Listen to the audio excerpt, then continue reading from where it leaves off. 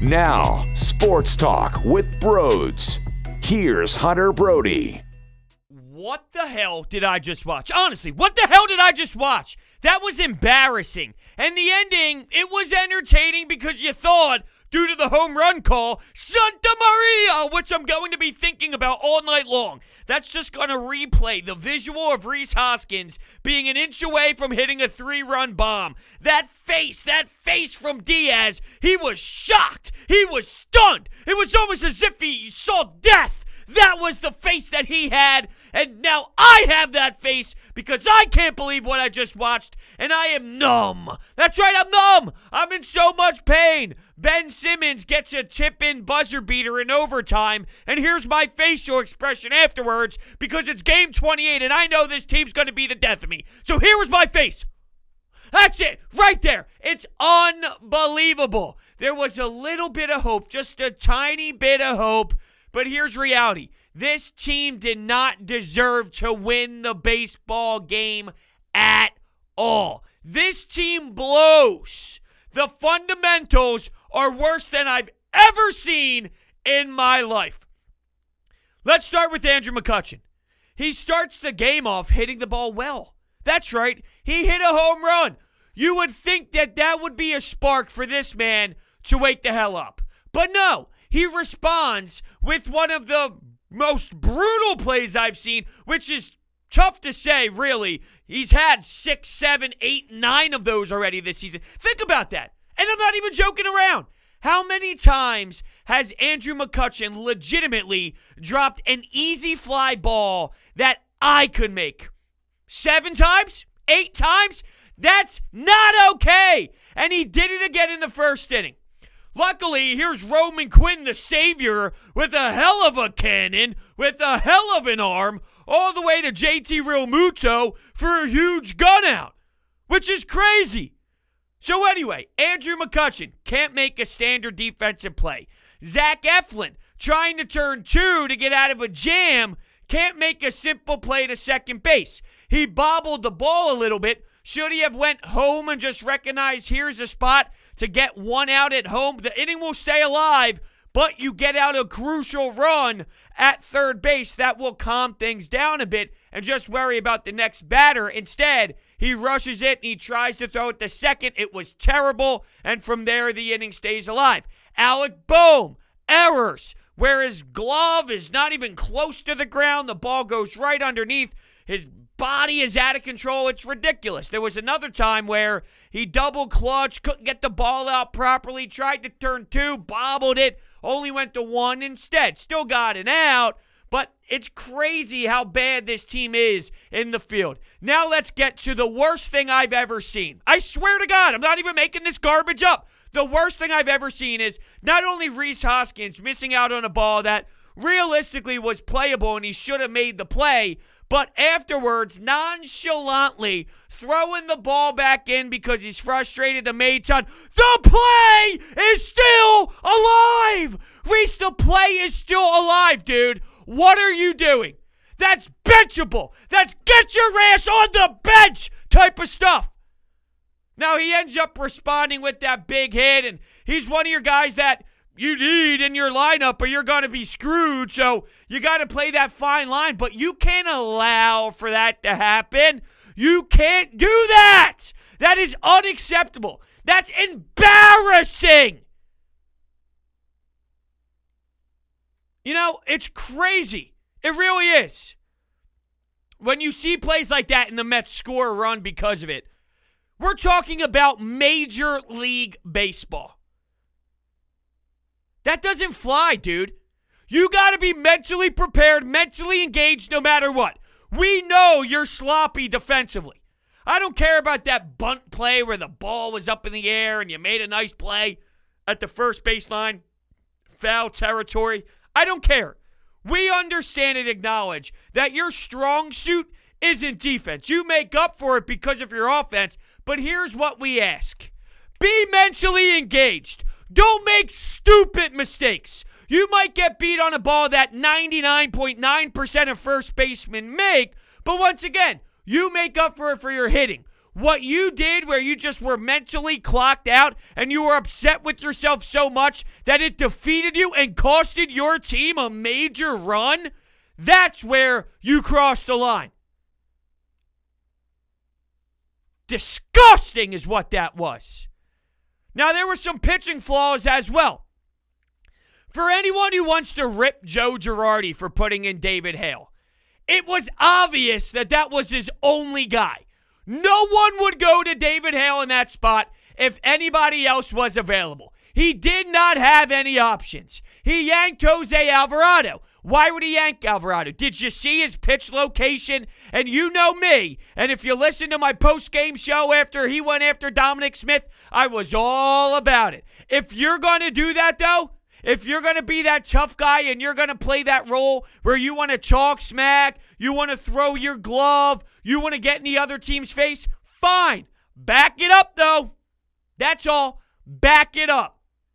You walk in a run in a crucial situation. Really? I'm all for you being that guy, really. If you want to play with an edge, if you want to play with the spark, if you want to be Mr. Tough Guy, I'm not anti-Mr. Tough Guy. I'm not anti showing a little bit of passion out there on the field. You better support it, though. You can't be someone who blabbers and then walk in a run. And this is who Jose Alvarado is. He'll give you a big K. He'll give you a big outing. And he'll have ones where he's all over the map. And credit for Joe Girardi. See, before Connor Brogdon had one of those sloppy outings, and he kept him in there. And the dude got shelled. And it was really hard to watch. Quick trigger on Alvarado. I'm not against that. The problem is your alternative is David Hale. That's a roster problem, though. If Alvarado stayed in there and he walked another batter or he allowed a hit or whatever happened, you would rip him apart and say, well, you should have at least tried someone new. I would have tried anybody but him. I would have at least tried David Hale. We know David Hale stinks. He had a spurt of a couple nice outings. It was 2 straight outings, 4 2/3, 0 earned runs, a decent amount of Ks. He actually had a good 2-game stretch where I acknowledge that when he did go to David Hale in another situation, I defended it because the previous 2 outings were strong. Now, ultimately, I don't think David Hale is a good pitcher, but if he had a, quote, hot hand for 2 outings, you go to it. We know what he is, essentially. We know he's not very good, but that's not a Joe Girardi problem. That's a roster management problem. And you can't fix that overnight. It doesn't just happen overnight when Dave Dombrowski comes to town. So you had nothing else. Hector Neris wasn't there. They even showed a shot of him in the bullpen. I don't know what he was playing with, some earwax or something, a long piece of hair. I don't know. He was playing with something in his hands with his hat to the side, looking like he wasn't even paying attention. Just like the rest of this damn team out there, not paying attention. And it's unfortunate because when Didi Gregorius hit that bomb, it was unreal, was it not? He crucified that ball. He was wanted for murder. That thing was a bomb. With Bryce getting on base, and for Bryce to earn that the way that he did, magnificent. Gets on base, steals second, gets to third because Bohm puts one in play, opposite field. He just rakes. He just hits the ball beautifully. And I say this every single fucking time. When you watch his swings in slow motion, it's sex. That's what it does. That's what it is. It gives me an orgasm. That's what it does. His swing is outrageous. It's perfect. So now you got first and third, and Didi crushes this pitch, and you're up 4-2 in the 6th inning. Kinsler sucked too, by the way. He came in. He got into some trouble. Pilar roped one to left field. Line drive, gone in an instant, which made it 4-3, and the rest is just history from there. A bizarre game. Oh, no doubt about it, bizarre.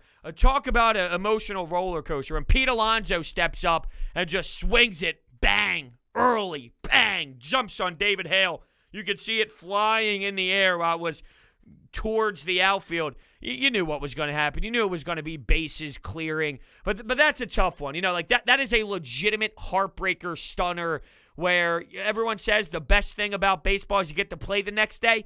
These type of losses linger. They do. And knowing the trajectory here, there's probably going to be a win because this team doesn't make sense. But, this painful loss, there's ones that sit in your stomach a little bit differently. And there's no doubt that this loss sits in your stomach on just I feel like my guts are getting ripped out of my stomach. It's crazy. Now, we saw some discomfort out of Bryce Harper. My guess is you don't see him, and that's damaging.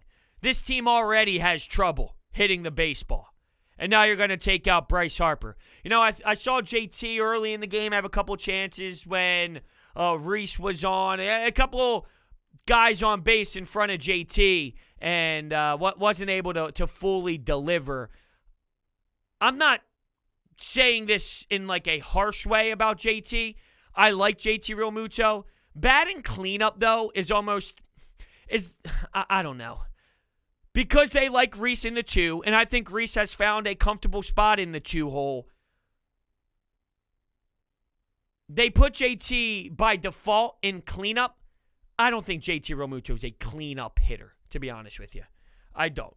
I like JT Realmuto.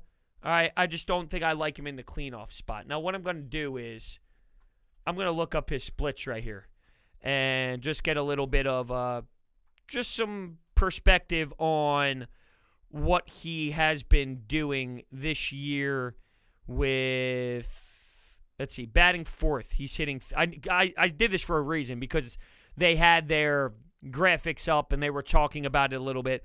348 is what he's hitting with a 975 OPS, which is pretty damn fucking good in the 4th spot. But that's in 69 at-bats. So that's at 69 at-bats. It's not a huge sample size. With runners in scoring position, though, and I guess this is where maybe it makes me feel the way that I do, he's hitting 250. But with men on in general, he's hitting 355. I don't know. I mean, I'm just basing that off a gut feel, and I like JT Realmuto. I don't look at him as your traditional cleanup hitter, and I think it's more by default. Rhys would really be your cleanup hitter if you were looking at this realistically, but they like him in that 2 spot, and he's found a groove there, so I'm not against keeping him there. That's just me just spitballing in my brain and looking at it, but there's a reason why I did bring that up and look at the stats because I knew that they said something about his play at the cleanoff spot. And I did also see on NBC Sports Philadelphia here something about where this team is with Gene Segura. He was sidelined April 21st with a quad strain, ran the bases Sunday, and went through a pretty diligent workout, according to Girardi. We'll make some evaluations after today with what we think is next. In terms of Archie Bradley, return from an oblique strain was slowed by a non-COVID illness. The Phillies shut him down for 3 or 4 days, which derailed his ramp-up toward a return. Bradley has been out since April 11th. So that's just some updated information on some guys because, you need Gene Segura back in there because he was hitting so damn well.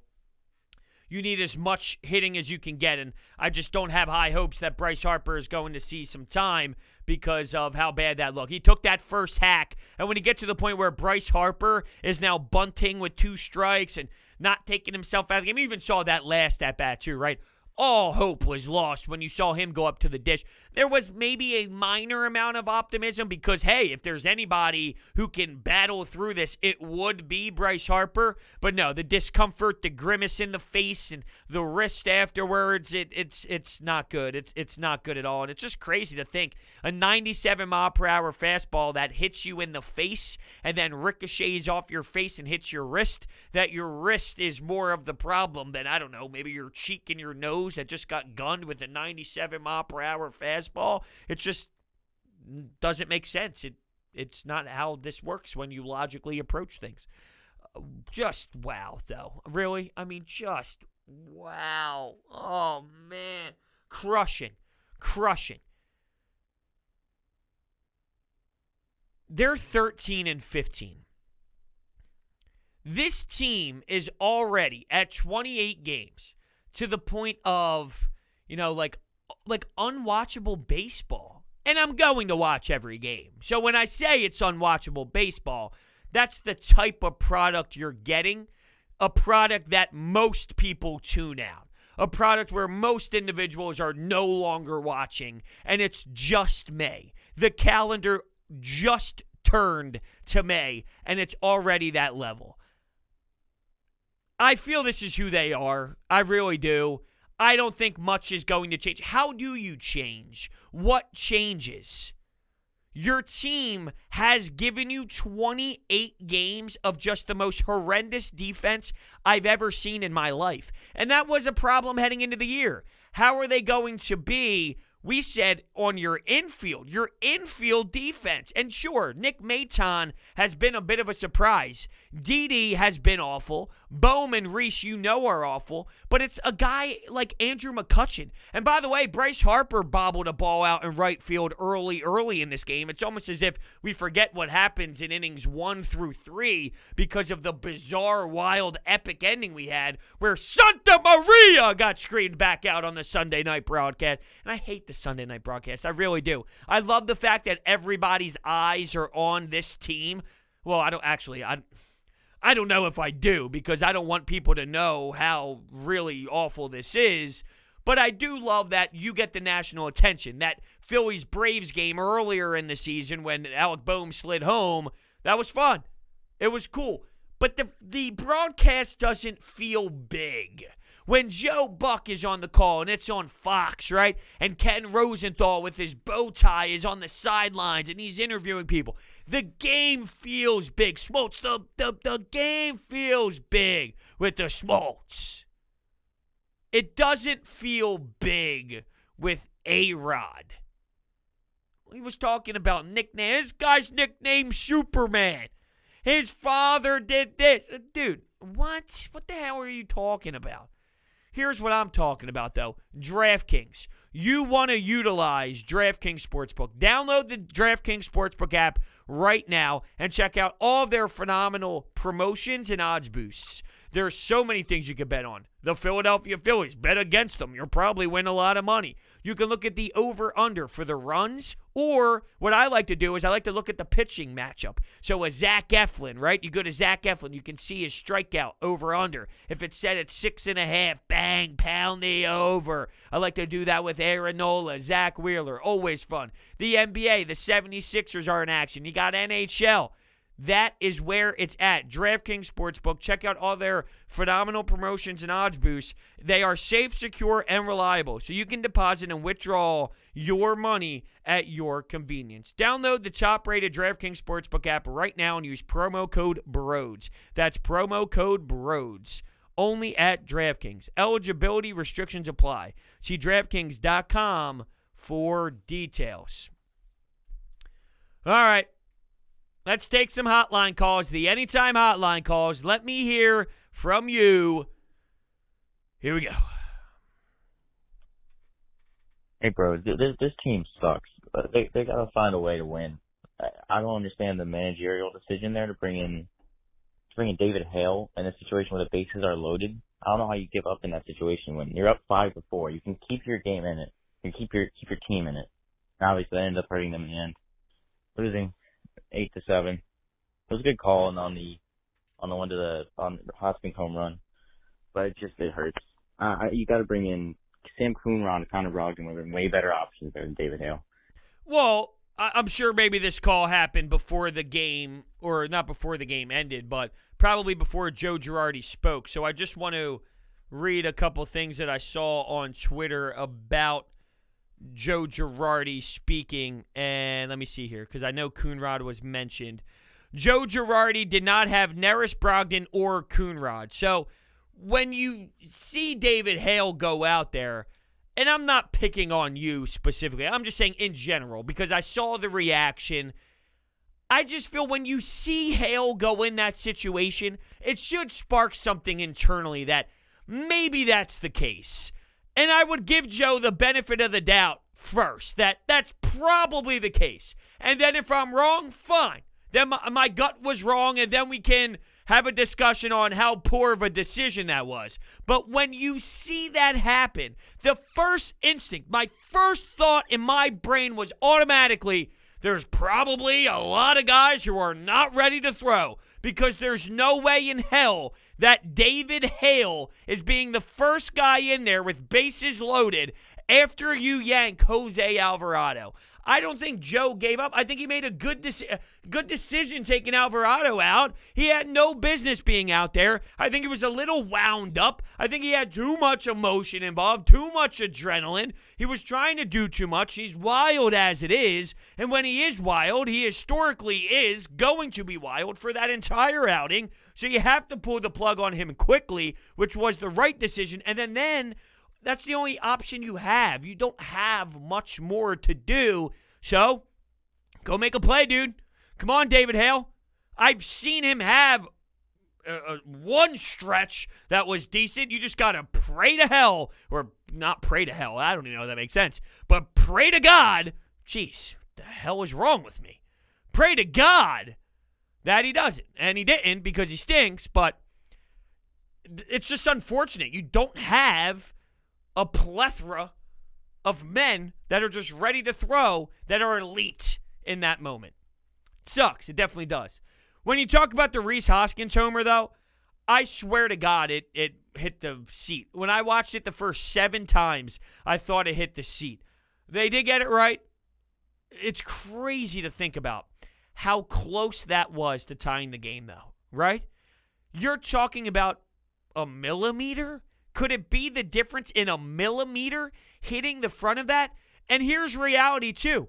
If this was a packed stadium or more fans would be allowed, you would have someone catch that ball. And it probably wouldn't be catch interference or fan interference. Now, maybe they would have reviewed it. The Mets would have probably bitched and complained. They would have looked at it. But if you saw the trajectory of the ball without knowing where it landed, and if there was a fan standing there with their bread basket and the ball was going over, there's a good chance, and this is, of course, just hypothetical in theory, you would think it was going to go over anyway, so maybe it would have called as stands.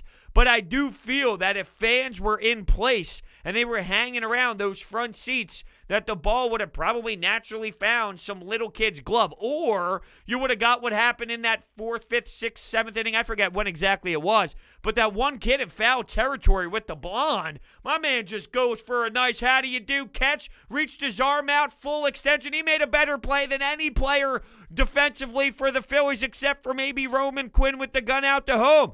Anybody else, yeah, he probably made more of a stellar play than all them. Now, I wanted to clip that and maybe throw it up on Twitter and say, my man's getting laid tonight. But I didn't know, who knows? Who knows the situation? So I figured it'd probably be better if I didn't say anything. But let's be realistic. If you're on a date with a woman and you catch a ball like that, tell me that woman's not impressed. Get some ice cream after. Like, hey, you know what I'm saying? How about nuts? Hey. You know what I'm saying? I don't know. Maybe. Maybe not. Who knows? All right, let's take another call. So I'd be willing to make a wager that the Phillies wind up 71-91 for this year. Any takers? Would you like to take that? Yeah, I would take that. Absolutely. 71-91, is that what you said? Yeah, there's no doubt I would take that. Here's why. This team is just as bad as last year right now. I mean, you're talking about with a historic bullpen last season too, right? Hold on, let me go to... I'll type in the Phillies record over... So last year, with one of the most historic bullpens ever, they were 28-32, which is a little wonky because of the shortened season. 81-81 the year before. 80-82 the year before that. 66-96 in 2017, but they're not in that mindset anymore. They might play that way at times, but they are not the 2017 Philadelphia Phillies. My point is this. They've been dreadful over the last handful of seasons, and they've been around 500. So, yeah, sure, I will take that. If you're setting the bar at 71 wins, yeah, I'll take that. To put it in perspective, back in 2019, the Pittsburgh Pirates were at 69 wins. The San Diego Padres were at 70 wins. This is 2 seasons ago. The Phillies are not that. As poor as today was, And with all the holes that's on their team, they're still a 500 team. That's what they are. They're still a 500 team. And there's a reason why. I always date it back to what I saw in the beginning of the season. I saw Vegas set the odds at 80, and I didn't want to believe it. But 90% of the time I look at Vegas and I value it a ton because they know what they're talking about. They're not morons, all right? We're the assholes that get sucked into their shit. They know what they're talking about majority of the time. They're wrong sometimes. There's a reason why Vegas wins the money that they win. They have it figured out majority of the time. When I see 80 wins, I thought, no way, 86, they're better than that. Well, maybe they are an 80-win team, but that's more than 71. That's more than 71. 71 wins? Come on. So close, but I don't think he got out. Hit the metal. We can be mad all we want, but that didn't get out, and that shouldn't have decided the game. I mean, our bullpen did not pitch well at all, and they blew the game, but in my opinion, this might have been the worst defensive game I've ever seen in my life. I mean, there was more than 5 defensive plays we messed up on, and that cannot happen. And our hitting wasn't really good up until that last inning or so, and too many strikeouts. We really need to cut down the strikeouts and just put the ball in play. Well, that's like a league issue right now. When you're looking at the offense statistically throughout the entire league, there's a problem, 100%. Sure, the Phillies are striking out. There's a reason why throughout all of baseball, though, this is happening. Now, you touched on the defense. And when Gabe Kapler was here, and I was definitely on the I hate Gabe Kapler train, and I knew that it wasn't fully him, but I also thought he was a problem as well. Regardless, though, that's not my point. This is professional sports. When you see this type of dreadful defense, like I keep hearing this, like, I thought Joe Girardi was going to fix that. There is definitely a different professionalism that Joe Girardi's background of playing and winning as a manager before that I thought would change the sense of urgency of the fellas coming to the stadium every day. Maybe that impact isn't as strong as I thought. Not because Joe Girardi is a problem, but I think maybe I overvalued what a manager does. And same with this fan base. A manager in 2021 is a shell of what a manager was in 1975. Hell, in 2008. So I just think the nature of what a manager does is so minor in this analytical world of baseball that we overvalue it. The team stinks defensively. That's no one's fault other than the players. What Rhys Hoskins did is a Rhys Hoskins problem. What Andrew McCutchen consistently does is an Andrew McCutchen problem. Alec Bohm, and I think Alec Bohm has shown signs of improvement. He still has ways to go. When he charges the ball, he made a stellar play in the 9th inning a few nights ago where he charges the ball, he gets the ball out beautifully, throws on the run, puts power behind it. You do see steps in his growth as a defender, but him continuing to do that is an Alec Bohm situation. Sure, there are coaches that help you out in that area, but ultimately thinking Joe Girardi is going to change if a player is a bad defender or not and this and that, like it's a player problem. The players have to figure this out. No manager can change Rhys Hoskins. Like, Rhys Hoskins is what he is. You can make improvements here and there, but ultimately, when you just check out the way that Rhys Hoskins checked out, that's a Rhys Hoskins problem. You can get better, right? Like, I'm not trying to discredit that. You can become a better defender. You can grow in areas. There's coaches for that, but this manager, like the approach to the game, I'm talking specifically, just to clear things up a little bit, because I do feel that maybe that sounded a little wonky. On a day-to-day basis in a game, when Rhys Hoskins does that, there's nothing Joe Girardi can do to stop Rhys Hoskins from doing that. You play every night. You need to just be better as an athlete. You need to be better as a player. What it comes down to is this team just doesn't have good defenders. They just don't have it. And it pisses me off that a player like Andrew McCutchen, see, to me, like, that's flat out unacceptable. You are a veteran professional that's been around for way too long for you to be this much of a disgrace. I was okay with it for 2 or 3 times, but now that we're reaching the intensity that we are, Kutch, like, I expect way more from you. Way more. It's like when you have children and your youngest son makes a mistake, but your oldest son was with him. You expect and hold your older son to a higher standard. You hold him accountable because he should know better to not allow his brother to make that mistake. He should make sure that his younger brother, who doesn't know as much, is doing the right things. Well, when your veteran players are not doing the right things, it snowballs. And that's what's happening right now. The guys that you lean on aren't mentally prepared, and they're making silly mistakes that Mickey Moniak would make, that Scott Kingery would make. Nick Maton looks like an unbelievable stud defensively compared to this crap that we're getting. And that's not to knock him, but it's just crazy to see the difference, right? What he does is defense. You don't have that elsewhere. You really don't. You don't have that elsewhere. The Phillies didn't deserve to win tonight, but they at least should have been in a position to that.